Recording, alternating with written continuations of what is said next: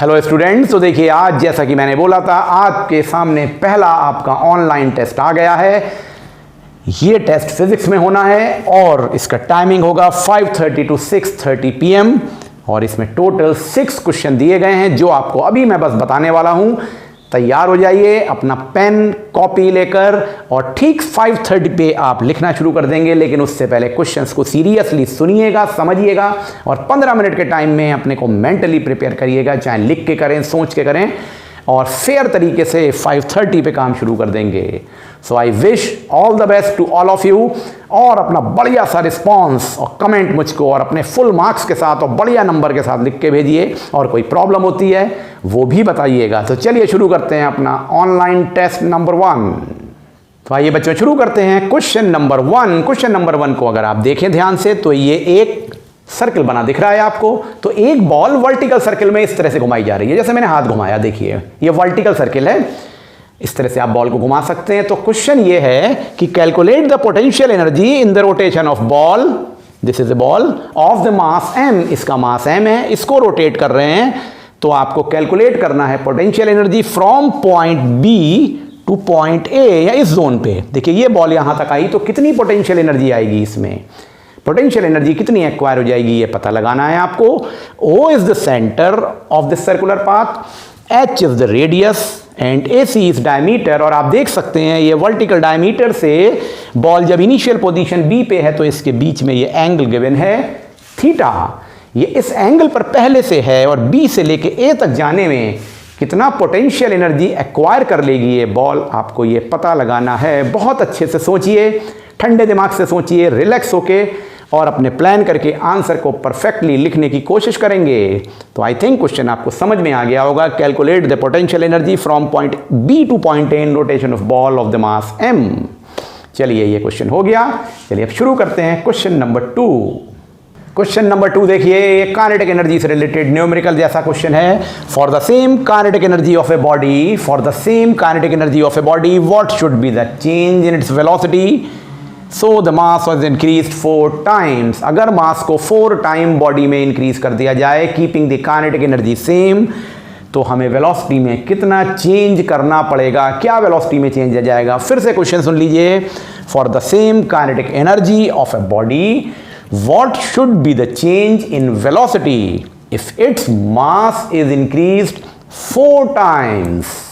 I think question समझ में आ गया होगा। करना शुरू करेंगे, आप इसको सोच लीजिए, प्लान कर लीजिए। और अब आते हैं क्वेश्चन नंबर 3 पर। क्वेश्चन नंबर 3 देखिए बच्चों फटाफट। What will be the work done by a man in the given situations, right with reason. ये 3 सिचुएशंस दी हुई हैं जिसमें एक आदमी कुछ काम कर रहा है। कितना काम कर रहा है, क्या कैसे कैलकुलेट करेंगे, इसको रीजन सहित लिखना है, विद प्रॉपर रीजन लिखना है, टू द पॉइंट। तो देखिए पहली सिचुएशन एग्जाम पार्ट ए, आप डायग्राम देख सकते हैं, समझ सकते हैं। स्टेटमेंट है man holding a bag and standing. Part B देखिए, आप डायग्राम देख के समझिए, आइडेंटिफाई करिए। Man holding a bag and moving forward. Third part देखिए, देखिए स्टेयरकेस बना हुआ है, सीढ़ियों से आदमी चढ़ रहा है। A man carrying a bag and going up stair. इन तीनों डायग्राम्स के रिस्पेक्ट में क्या आंसर होगा, कितना वर्क डन होगा, विथ प्रॉपर रीजन आपको लिखना है। सोच लीजिए और आंसर लिखना शुरू करेंगे अभी 5:30 पे। चलिए अब आते हैं क्वेश्चन नंबर 4 पे। बच्चों क्वेश्चन नंबर 4 को देखें। क्वेश्चन नंबर 4 है kilogram metre square second to the power -3 is a unit of a physical quantity. Name this physical quantity. इस physical quantity का नाम लिखिए जिसमें ये यूनिट है। Define it, इसको डिफाइन करिए एंड राइट इट फॉर्मूला, और इसका फॉर्मूला लिखिए। और साथ में बड़ी इंपॉर्टेंट चीज, and also write how can we get SI unit of work from this given unit. Show your working. SI unit of work इससे कैसे ऑब्टेन कर सकते हैं, उस SI यूनिट का नाम बताइए और उसको वर्कआउट करके दिखाइए और सॉल्व करके डेराइव करके निकालिए। तो आपको अपनी वर्किंग भी शो करनी होगी। क्वेश्चन को समझिए, सोचिए, जोर लगाइए दिमाग पे और आंसर निकाल लेंगे। तो ये हो गया क्वेश्चन नंबर 4।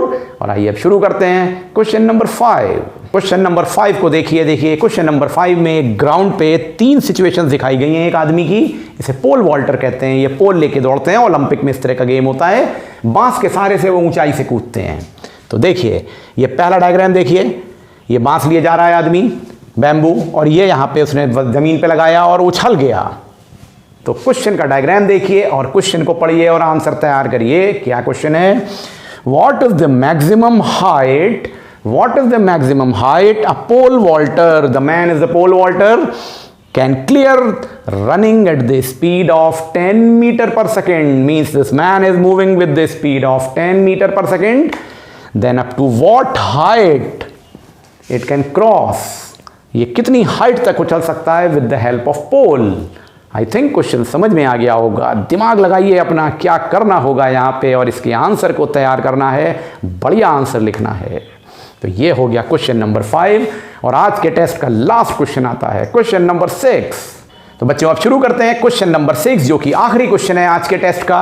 देखिए ये डायग्राम बना हुआ है जिसमें ये ग्राउंड है और ग्राउंड पर 2 बॉल्स, बॉल ए और बॉल बी गिर रही हैं। They are falling freely. Ball A initially 80 metre height पर है, ball B initially 60 metre height पर है फ्रॉम द ग्राउंड। इनिशियली यहां पर गिवन है ये।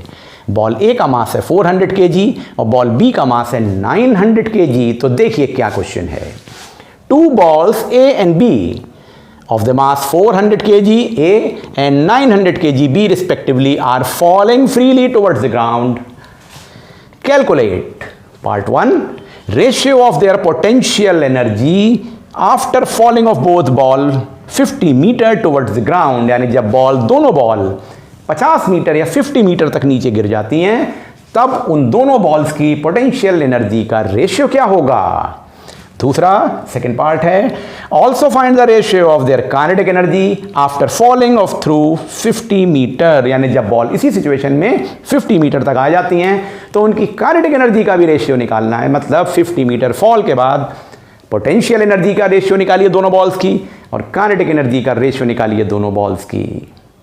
तो इन दिस वे बच्चों आपके सामने ये 6 क्वेश्चंस पूरे हो गए।